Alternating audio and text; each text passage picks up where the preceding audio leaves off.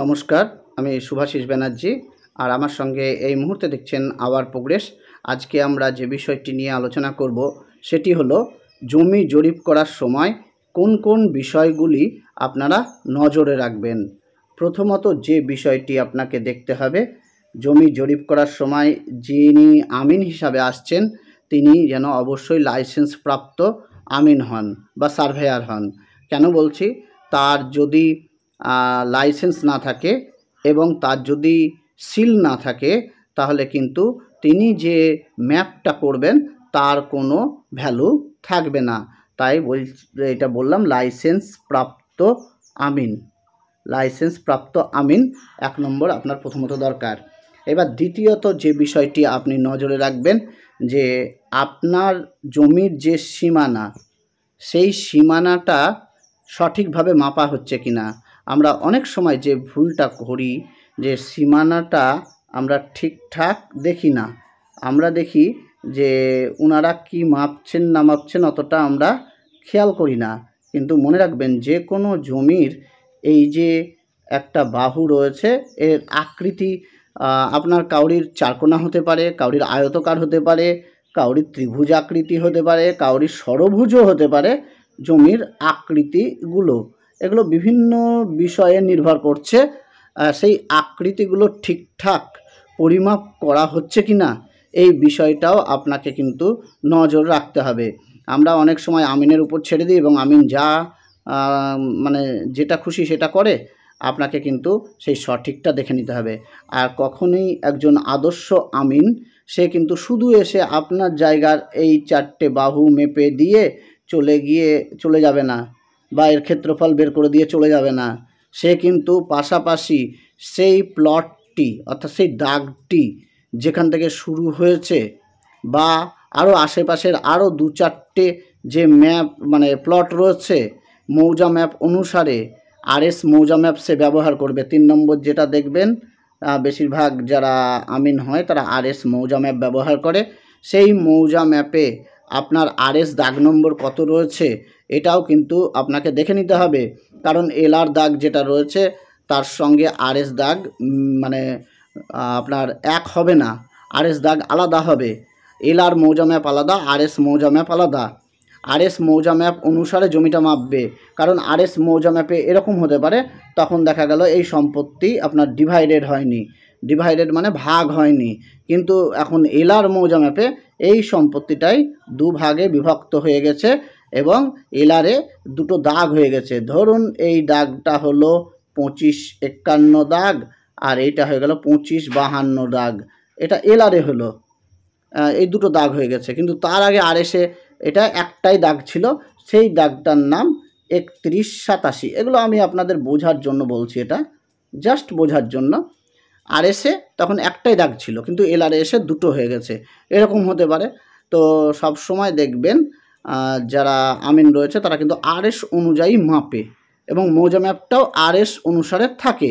এবার তখন আপনাদের যে কনফিউশন হয় যে আমি তো RS অনুসারে এই যে 3187 এইটা পরিমাপ করা হলো, কিন্তু আমার এই 25-51 25-52 পরিমাপ করা হলো না। তারা 3187 পরিমাপ করে বললো যে আপনার জমি এরকম আছে, এরকম ব্যাপার, এটা বলে দিল। কিন্তু আপনার যে নতুন যে ভাগ হয়েছে প্লটটি 25-51 25-52-তে, সেটাও কিন্তু আপনারা দেখে নেবেন। যে বলবেন ওই আমিনকে বলবেন যে বর্তমানে যে আমাদের এই দাগটা বিভক্ত হয়েছে 25-51 বা 25-52 বা যা LR-এ রয়েছে সেটাও আমাকে বুঝিয়ে দেন। আপনি যেমন RS পূর্বের মেপে এলেন ঠিক আছে, কিন্তু আমাকে বর্তমানটাও বুঝিয়ে দেন, এটা কিন্তু আপনারা বলবেন। অনেকে আমরা সে কথা বলি না, তখন ওনারা আমিনরা আসে RS মেপে চলে যায়, বলে যে ঠিক আছে, বা কাউরির জায়গা অন্য জায়গায় ঢুকে গেল RS মেপে তখন বলে দেয়।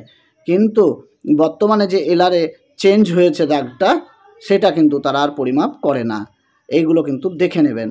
আর 4 নম্বর যে বিষয়টা যেটা বললাম যে একজন ভালো যিনি আমিন হবেন তিনি কিন্তু শুধু আপনার জমিটা পরিমাপ করবে না, পাশাপাশি যেগুলো রয়েছে সেগুলো পরিমাপ করতে করতে আসবে, যে সঠিক জায়গাটা কিন্তু ওনারা বের করার চেষ্টা করবে। তাই বলে কি একেবারে নির্ভুল হবে?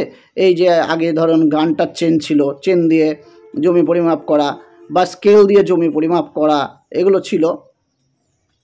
স্কেল বলতে গেলে ম্যাপের উপর স্কেল, গুনিয়া স্কেল যেগুলো রয়েছে, RS মৌজা ম্যাপের উপর যে স্কেলটা সেটা বলছি। আর এখন তো হয়ে গেছে ফিতে দিয়ে পরিমাপ করা। তবে সবচেয়ে বেটার হয় জিপিএস দিয়ে পরিমাপ করলে নির্ভুলতা আসে, কিন্তু অনেকে এই জিপিএসের ব্যবহার জানে না। আগেকার যারা আমিন রয়েছে বা যারা আগেকার আমিন কোর্স নিয়েছে বা সার্ভেয়ার রয়েছে, তারা কিন্তু এই প্রসেসটা অতটা রপ্ত করতে পারেনি জিপিএসের ব্যাপারটা, তাই তারা কিন্তু এখনও সেই ফিতেই ব্যবহার করে। আর ফিতে ব্যবহার করলে আপনার 19-20 হবেই, অর্থাৎ কিছুটা আপনার পার্থক্য থাকবেই। একজন আমিনকে দিয়ে আরেকটা মাপাবেন, আরেকজন আমিন এসে আরেকটা মাপবে, 19-20 থাকবেই মাস্ট এটা ফিতে দিয়ে মাপলে। কেন বলি, আমাদের ধরুন আমরা তো আর যন্ত্র নই, মানুষের সেই হাত দিয়ে ফিতেটাকে নিয়ে যায়, দিয়ে যেখানটায় লাস্ট চিহ্ন করলাম সেখান থেকে হয়তো কিছুটা সরে গেল, এই করলো, এগুলো হতে পারে। আর যদি জিপিএস দিয়ে মাপা হতো তাহলে সবচেয়ে কিন্তু একবারে সঠিক হতো। কিন্তু জিপিএসের ব্যবহার জানতে হবে। জিপিএস কখনোই ভুল করে না, কিন্তু কারা ভুল করে? যারা ইউজার, যারা সেটাকে ব্যবহার করছে তারা কিন্তু ভুল করতে পারে। তাহলে আপনাদেরকে 4 নম্বর যেটা বললাম, যে চেনটা ধরছে বা যে জিপিএসটা রয়েছে, এইটার ব্যবহার কিন্তু আপনাদেরকে সঠিকভাবে দেখে নিতে হবে। এই চেনের ব্যবহারটা বা ফিতের ব্যবহারটা সবচেয়ে ভালো হয়, যেটা বললাম বেটার জিপিএস। এবার আপনারা কোন ধরনের আমিন যেটা নেবেন, সেটা তো বেশিরভাগই প্রাইভেট আমিন পাওয়া যায়, সরকারি আমিন খুবই কম পাওয়া যায়। এখন তো অফিসে নিয়োগই নাই, সেটা একটা আলাদা ব্যাপার। আর 5 নম্বর যেটা দেখতে হবে, আপনার জমিটা সঠিক পরিমাপ করার পর আপনার যে প্রতিবেশী তারও কিন্তু জমি ঠিক রয়েছে কিনা। কেন বলি, যদি আপনার পাশের প্রতিবেশী, এখানে একটা প্রতিবেশী রয়েছে, তার জমি দেখা গেল আপনার ভিতরে ঢুকে গেল, এরকম হতে পারে, তাই সেটাও ঠিক আছে কিনা এটা দেখে নেবেন। আর পাশাপাশি রেকর্ডটাও দেখতে বলবেন আমিনকে, যে 10,000 শেয়ার মিলছে কিনা রেকর্ডে, এটাও কিন্তু দেখে নিতে বলবেন। আর দলিলটাও দেখাবেন যে সামঞ্জস্য রয়েছে কিনা, এটাও কিন্তু দেখানো উচিত। আমরা সেগুলো অনেক সময় ইগনোর করে যাই, এই ইগনোর করা উচিত নয়।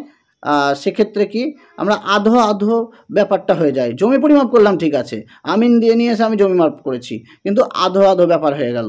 আর 5 নম্বর যেটা সবচেয়ে ভাইটাল জিনিস, একেবারে মানে জমি জরিপ করার শেষে আপনাকে কিন্তু নকশাটা করে নিতে হবে, হাত নকশাটা। 5 নম্বর হাত নকশা অবশ্যই করতে হবে। নকশাটা আমিনকে দিয়ে উনি যা পরিমাপ করলেন সেই পরিমাপ অনুসারে একটা নকশা করে নেবেন। উনি বলবেন আপনার তো নকশা এই মৌজা ম্যাপে রয়েছে, আপনি বলবেন না আমি মৌজা ম্যাপের নকশা চাই না, আমি প্লটের যে আপনি পরিমাপ করলেন বা সার্ভে করলেন, মানে সার্ভেয়ার উনি নকশা, সেই নকশাটা আমাকে দেন, এবং তার উপরে আপনার সই এবং মানে সিল আপনি কিন্তু অবশ্যই দেন। আর সিলে দেখে নেবেন লাইসেন্সটা রয়েছে কিনা, সেটা কিন্তু দেখে নেবেন।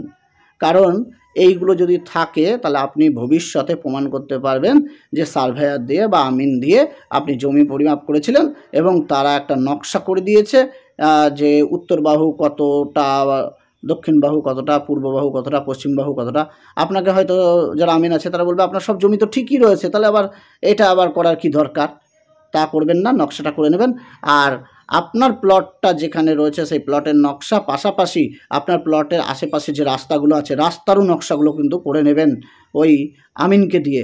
আমরা এটা প্রায়শ ভুল করি, আমরা শুধু যখন বলে যে আপনার জমি ঠিক আছে, কোনো অসুবিধা নেই, বা আপনার জমি অমুক জনের কাছ থেকে একটু পাবেন এই সব বলে দেয়, বা অমুক জন আপনার কাছে পাবে, আপনাকে যখন বলে দেয় তখন আমরা কিন্তু আর নকশা ফকশার কথা ভুলে যাই, কিন্তু নকশাটা অলরেডি করে নেবেন। ধন্যবাদ ভিডিওটি দেখার জন্য।